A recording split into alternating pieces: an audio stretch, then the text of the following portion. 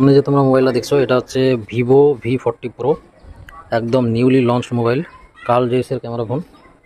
আর এটা তো দেখতে পাচ্ছ, মডেল নেম দেখতেই পাচ্ছ ভিভো V40 প্রো। প্রসেসর তোমরা দেখতেই পাচ্ছ ডায়মেনসিটি 9200 অক্টাকোর প্রসেসর, যেটা স্ন্যাপড্রাগন 8 Gen 2 থেকে better. Android version 14, 256 GB internal memory.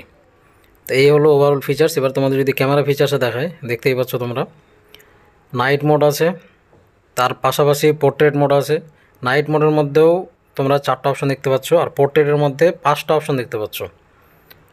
24, 36, 50, 85, 100 mm এর লেন্স এটাতে কাজ করছে। ফটোজের মধ্যে direct wide angle 2x 4x এ শিফট করা যাবে। তারপরে এখানে মাইক্রো মুভি মোড আছে।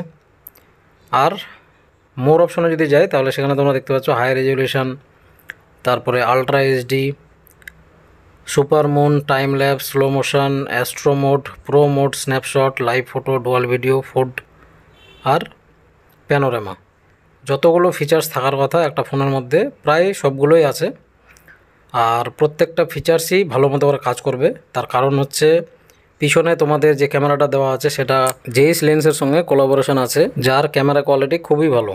এখানে তোমরা দেখতে পাচ্ছ যদি আমি ব্যাক ক্যামেরায় যাই তাহলে এখানে 4K অপশন দেওয়া আছে। 4K 60 FPS পর্যন্ত ভিডিও রেকর্ড করা যাবে। ভিডিওতে স্টেডি মোড অন করা আছে।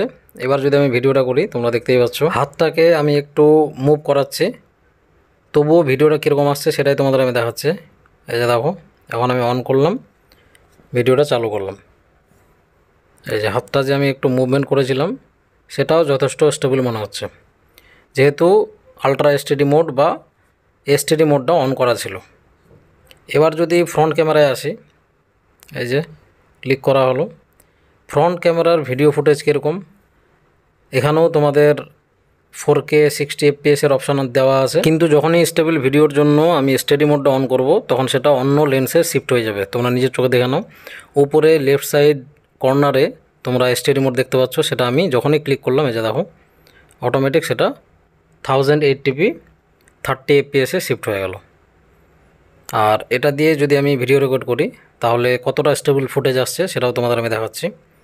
এখন আমি হেঁটে যাচ্ছি এক জায়গা থেকে আরেক জায়গায়, আর কতটা ভালো আসলো ফুটেজটা সেটা তোমরা ভিডিওর মাধ্যমেই দেখতে পাবে। এই যে দেখো ভিডিও ফুটেজটা অন করলাম,